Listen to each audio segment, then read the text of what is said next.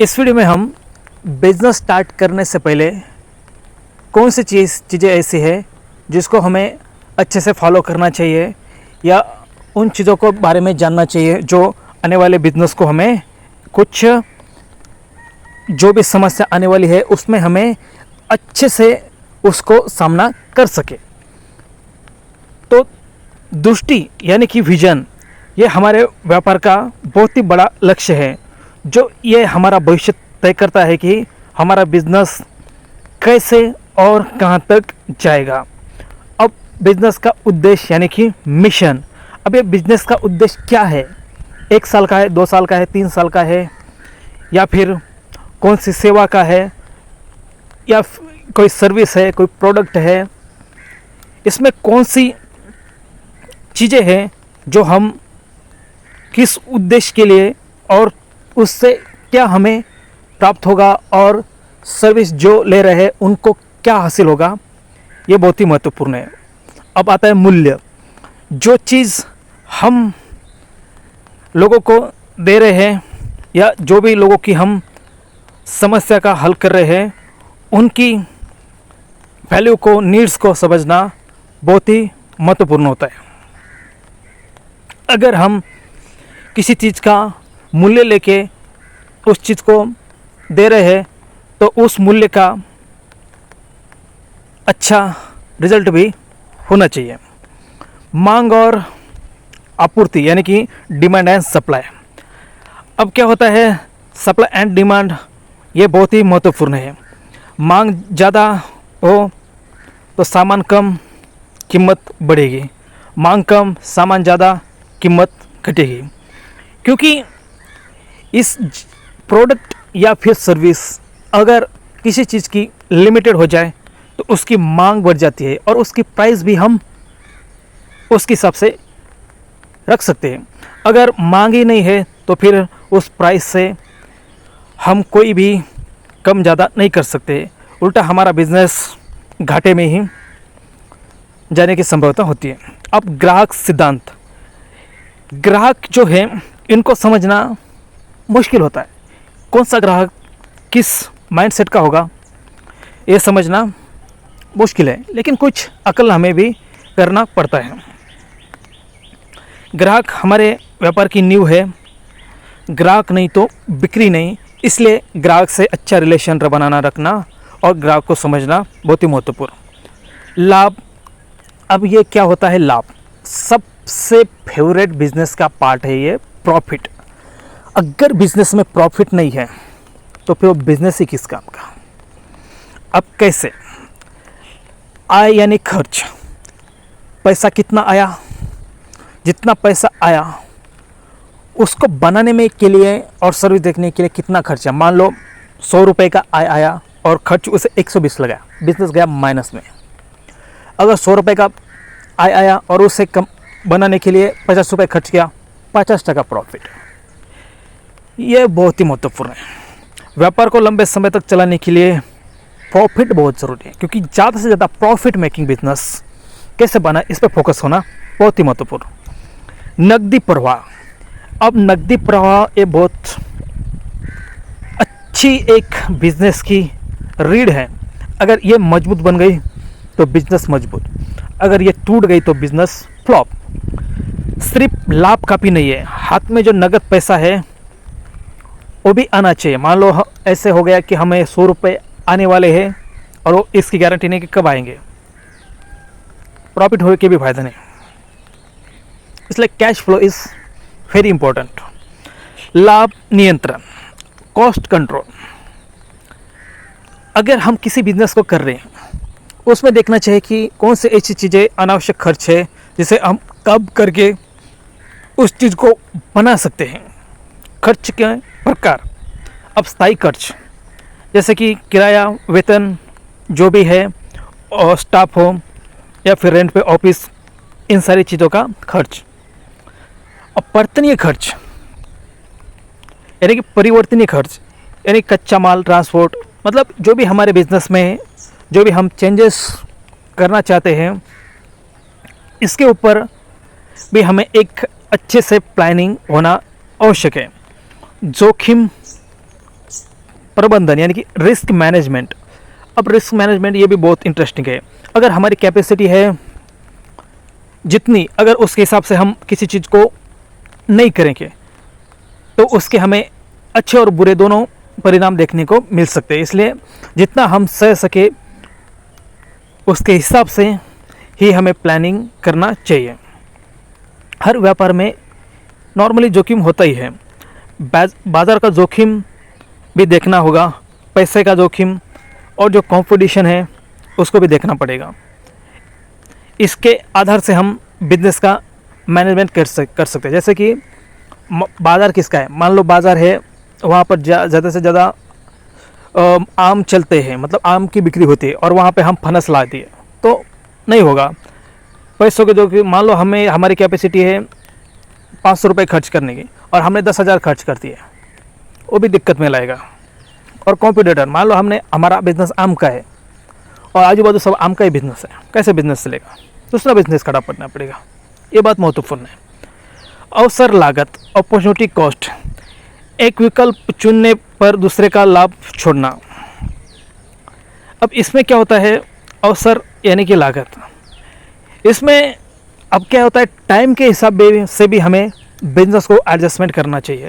क्योंकि पिछले ज़माने में या फिर कुछ दिन पहले कैसा से बिजनेस होता था, जैसे कि एक पोस्टर ऐड छापते थे, लेकिन आज हर हाथ में मोबाइल है, सब अलग अलग चीज़ें बदल हो जाती है। मतलब टाइम का भी अवसर और कुछ अपॉर्चुनिटी है क्या, उसका भी देखना चाहिए कि मतलब कि बिज़नेस के लिए कौन सी चीज़ ऐसी है जो टाइम हो या फिर बिज़नेस के लिए ग्रोथ के लिए चीज़ के लिए वो बूस्ट करेगी हमारे बिज़नेस के लिए, उसको अच्छे से समझना है। अब संसाधन सीमित है, अगर समय, पैसा, श्रम सब सीमित है यानी कि कम है, तो इन्हें समझदारी से उपयोग करना चाहिए। मान लो अगर हम किसी युद्ध को लड़ने जा रहे हैं और हमें अक्ल नहीं कि हमारे पास अब ये युद्ध का साहित्य हमें 2-4 दिन तक ही जा सकता है और हम युद्ध की प्लान करेंगे 1 महीने की, तो कैसे लड़ेंगे? इसके लिए हमें जिस तरह से बिजनेस को हैंडल करना है उस तरह से भी हमें साहित्य की उपलब्धि करना होगा। अब उत्पादकता, कम संसाधनों से ज़्यादा परिणाम। जैसे कि अब हमने अभी बताया कि युद्ध, मान लो हमारे पास 4-5 दिन का युद्ध का साहित्य है, क्यों ना उन्हीं युद्ध से 8 दिन युद्ध लड़ने का कार्य बना लिया जाए, ऐसा भी कर सकते हैं।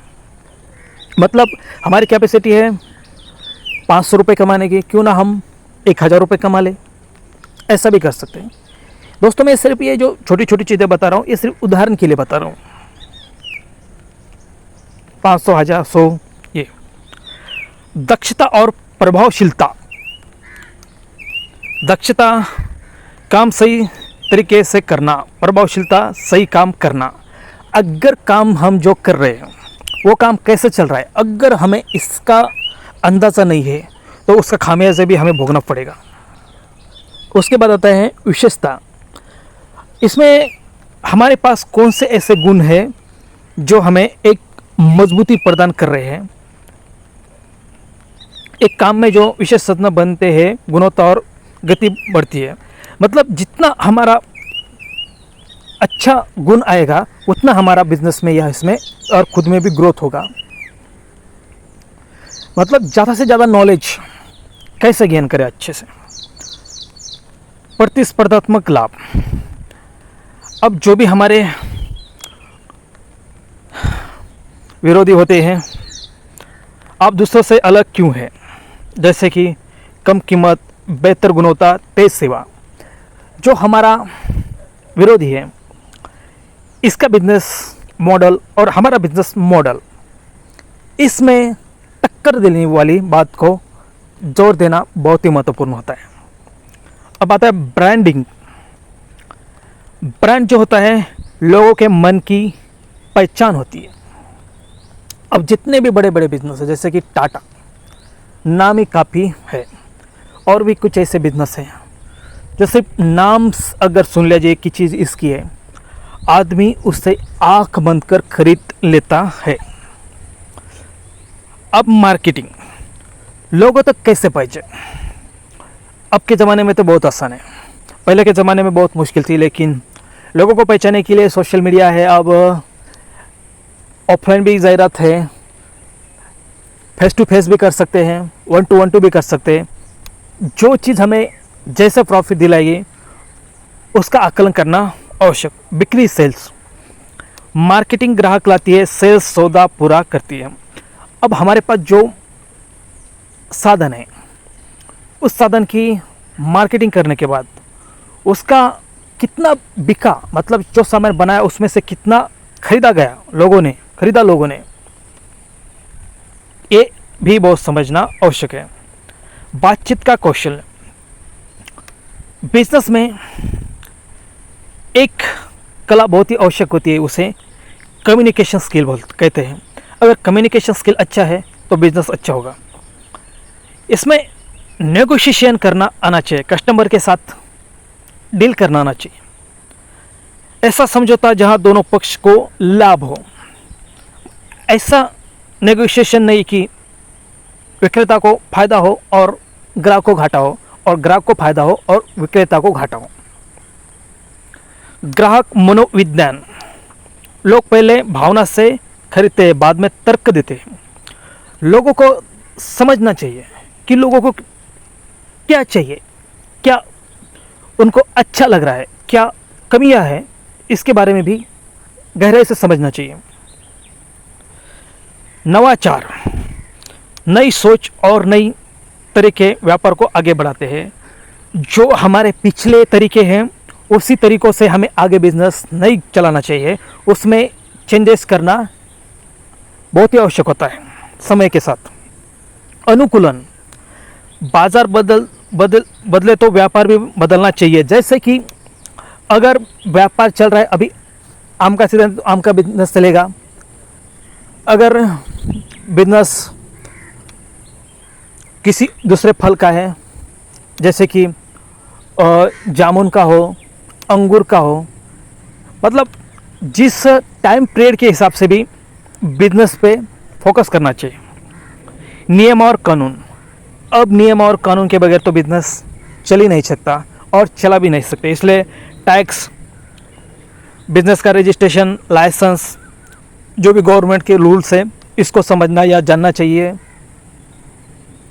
चाहे तो एडवोकेट या फिर सीए, इनसे भी ये जानकारी समझनी चाहिए। विश्वास यानी कि ट्रस्ट, अगर एक बार ग्राहक को विश्वास हो गया कि प्रोडक्ट में दम है, सर्विस में दम है, तो फिर वो आपको छोड़ के नहीं जाएगा। विश्वास धीरे धीरे बनता है और जल्दी टूटता है, बराबर है।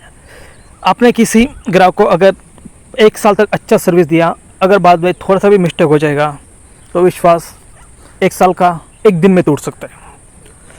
प्रणाली यानी कि सिस्टम, काम प्रोसेस और सिस्टम से चले, सिर्फ व्यक्ति पर निर्भर ना हो।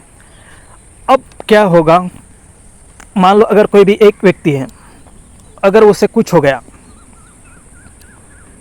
तो वो बिजनेस भी रुक जाएगा। इसलिए सिस्टम होना चाहिए, कोई रहे या ना रहे लेकिन सिस्टम चलता रहे। 80-20 नियम, अब इसमें क्या होता है, अब इसमें मेहनत मान लो 20% किया और परिणाम 80% मिला, ये भी होता है।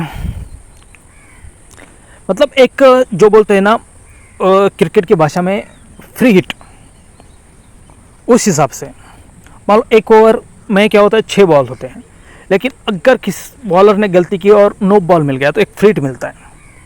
उसी तरह से भी कुछ ऐसी इंटरेस्टिंग चीज़ें होती है जो बिजनेस में, ऐसी चीज़ें हमें पहचान आना चाहिए। विस्तार क्षमता, व्यापार जो हमने बनाया है उस व्यापार को विस्तार कैसे किया जाए, बड़ा और कैसे किया जाए, इसके ऊपर ध्यान देना महत्वपूर्ण है। क्या व्यापार आसानी से बड़ा हो सकता है, कौन सी ऐसी चीज़ें हैं जो हमें करने से बिजनेस बढ़ सकता है। ग्राहक बनाए रखना, पुराने ग्राहक संभालना नए ग्राहक लाने से सस्ता है, क्योंकि नए ग्राहक आएंगे, उनके मन में डाउट्स होते हैं, प्रश्न होते हैं, लेकिन जो पुराने ग्राहक होते हैं उनके साथ अच्छा रिलेशन बिल्ड करके रखना। चक्रवर्ती प्रभाव, कंपाउंडिंग इंटरेस्ट, छोटे छोटे सुधार समय के साथ बड़ा परिणाम देते हैं। अगर छोटी छोटी गलतियों को सुधारें तो वही गलतियां मौजूद बनते बनते एक मजबूत बिजनेस बन सकता है या उसे बनाने में मदद होती है। निर्णय क्षमता, सही निर्णय, सही जानकारी, अनुभव और सही समय, इसका आकलन भी करना बहुत आवश्यक होता है। पैसे का समय मूल्य, टाइम वैल्यू ऑफ मनी, आज का पैसा भविष्य के पैसे से ज़्यादा मूल्यवान है। इस पर भी बहुत अच्छे से फोकस करना चाहिए, क्योंकि पैसा अगर समय पर, अगर किसी बिजनेस को हमें ग्रोथ करना है और अगर सही समय पर पैसा ना मिले तो हम कैसे कर सकते हैं, दिक्कत हो सकती है। और दीर्घकालीन स्थिरता, किसी बिजनेस को हम अगर स्टार्ट करने की सोच रहे हैं तो वो बिजनेस आजकल परसों का नहीं या फिर 1-2 साल का नहीं, ये बिजनेस ऐसा होना चाहिए कि जैसे पीढ़ियाँ चले, ऐसी हमारी दूरदृष्टि होनी चाहिए। असली सफलता व्यापार शुरू करना नहीं बल्कि लंबे समय तक टिकाना और बढ़ाना होता है, क्योंकि व्यापार शुरू करना आसान है लेकिन उसे टिकाना और कंटिन्यू चलाना बहुत मुश्किल होता है। तो दोस्तों, इसी तरह से अगर आपको ये जानकारी अच्छी लगे तो लाइक करें, शेयर करें और सब्सक्राइब करना ना भूलें।